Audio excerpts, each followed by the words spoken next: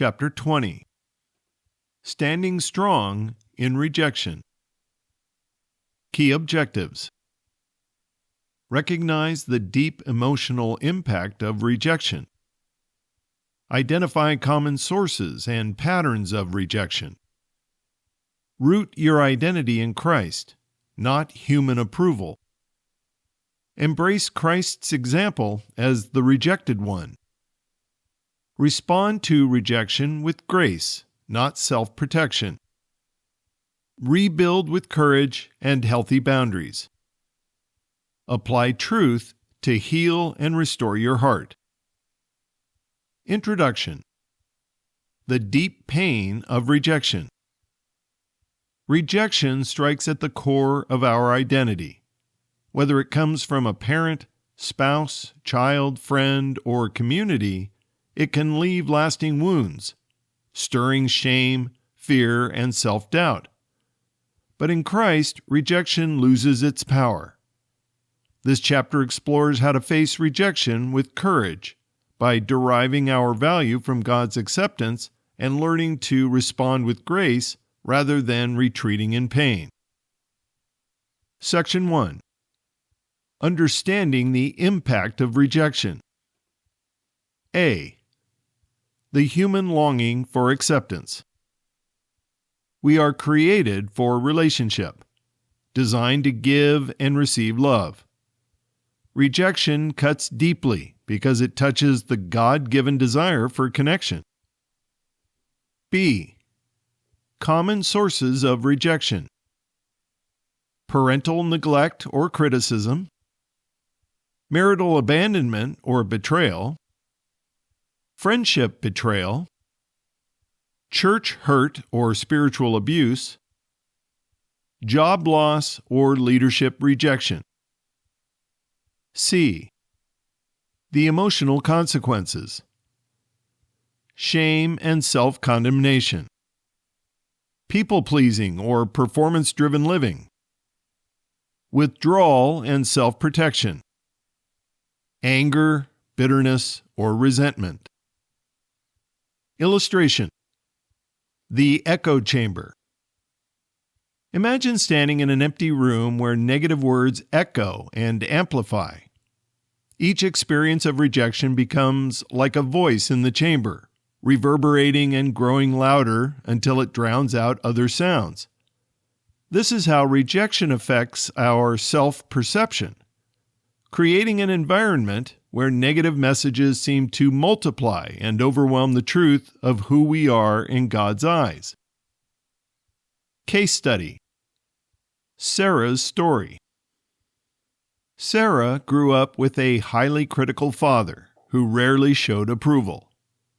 As an adult, she became a perfectionist at work, constantly seeking validation from her boss and colleagues. Even positive performance reviews left her doubting herself. Through counseling, she discovered how her father's rejection shaped her people-pleasing patterns. Reflection prompt. Where in your life have you experienced rejection? What messages did you begin to believe about yourself because of it? Section 2. Christ, our security. Derived, not defined by others. A. Jesus understands rejection. He is despised and rejected of men, a man of sorrows and acquainted with grief. Isaiah chapter 53, verse 3. Jesus experienced rejection from his family, his followers, his people, yet he never derived his identity from others. He lived from the Father's love. B. Your identity is in Christ. You are accepted in the Beloved. Ephesians chapter 1, verse 6. You are complete in Him. Colossians chapter 2, verse 10. Nothing can separate you from His love. Romans chapter 8, verses 38 and 39. C. Rejection cannot define you when Christ is your source. When Christ is your life, rejection becomes a context for a deeper dependence, not a verdict on your worth. Illustration: the anchor in the storm. Picture a ship in turbulent waters. Surface waves may toss it, but a deep anchor holds it steady. Similarly, while rejection may shake our emotions, our anchor in Christ keeps us secure. Case study: Pastor James' journey. After leading a church for 15 years, James faced a painful split in his congregation. Half the members left, questioning his leadership. Initially devastated, James learned to distinguish between the pain of rejection and his unchanging identity in Christ. His testimony now helps others navigate church hurt. Reflection prompt: are you living from the approval of others or the approval of God? How does knowing Christ was rejected for you reshape how you view your own rejection? Consider the following comparison between flesh reactions to rejection and grace-based reactions or responses to rejection. A flesh reaction is withdrawal or isolation. A grace-based response is choosing to stay present while anchored in Christ. A flesh reaction is people-pleasing to regain approval. A grace-based response is resting in God's unchanging acceptance. A flesh reaction is anger or retaliation. A grace-based response would be forgiving and responding with Spirit-led love. A flesh reaction is fear of vulnerability. A grace-based response would be trusting Christ as your refuge and speaking truth in love. And finally, a flesh reaction would be defining self by others' opinions, whereas a grace-based response is deriving worth from your identity in Christ. A. Surrender your wounds. Rejection often creates inner vows. I'll never trust again. These self-protective strategies must be surrendered to Christ. B.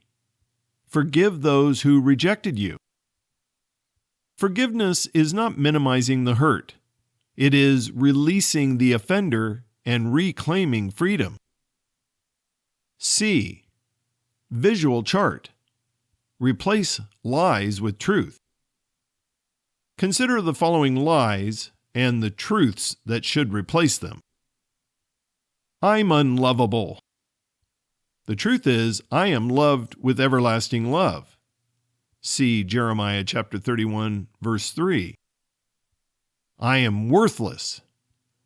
The truth is, I am accepted in the beloved. See Ephesians chapter 1, verse 6. My past defines me. The truth is, I am a new creation in Christ. See 2 Corinthians chapter 5, verse 17. D. Live from your secure position. You are seated with Christ. Ephesians chapter 2, verse 6. No human rejection can unseat you from God's acceptance. Illustration: the garden after winter. Consider a garden in early spring. Winter's frost may have damaged surface growth, but beneath the soil, roots remain alive, ready for new growth. Similarly, rejection may wound us temporarily, but God's grace enables new growth. Case study: the Martinez family. When their teenage son rejected their faith and left home, the Martinez family faced deep heartache. Instead of responding with anger or manipulation, they chose to love unconditionally while maintaining healthy boundaries. Their story illustrates how to balance grace with truth in painful relationships. Reflection questions: 1. Who do you need to forgive for past rejection? 2. What lie have you believed about your worth? 3. How might God be using rejection to deepen your dependence on Him? Section 4. Restoration and relational courage. A. Healthy boundaries.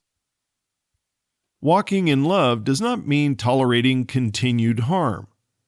Boundaries express value for yourself and others. B. Risking connection again. Healing does not mean avoiding people. It means trusting Christ to love through you, even after pain. C. Christ's power to rebuild. What was torn down can be rebuilt, not always in the same relationship, but in your heart. Illustration: the repaired pottery. In Japanese kintsugi, broken pottery is repaired with gold, making it more beautiful than before. Similarly, God does not just heal our rejection wounds.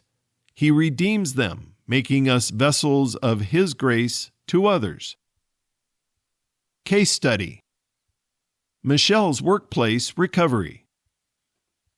After being passed over for promotion and hearing colleagues mock her behind her back, Michelle struggled with office relationships.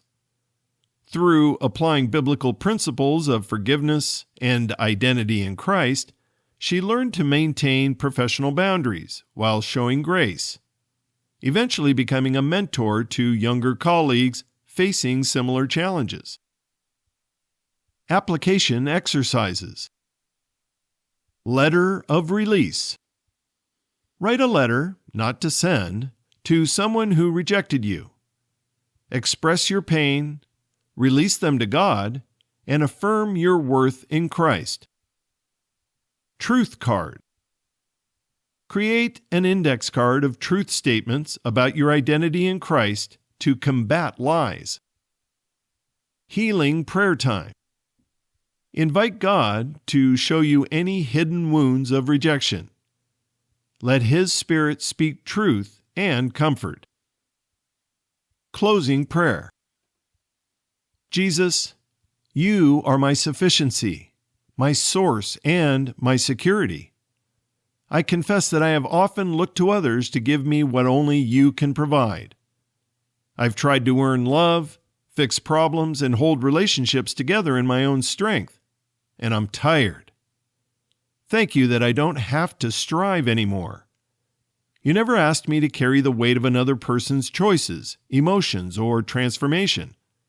You simply invite me to trust You, respond by faith, and rest in Your love. So today, I release the pressure to perform. I surrender my desire to control outcomes or be someone's savior. I give You every fear that has driven me into unhealthy patterns. I ask You to realign my heart, to draw my identity from You alone. Help me to set boundaries with grace, to speak truth in love, and to walk in freedom, not by distancing from others, but by depending fully on You in every interaction. Teach me how to love without losing myself, to care without caretaking, and to relate from the overflow of Your Spirit, not the demands of my flesh. Thank You for being enough. Thank You that I am enough in You. Let every relationship in my life reflect the freedom, security, and wholeness I already have in Christ. In Your name I pray. Amen. Key takeaways. Rejection does not define you. Christ does. Jesus was rejected, so you could be fully accepted. Healing comes when you release the hurt and receive truth. You can live courageously in relationships because your foundation is secure in God's love.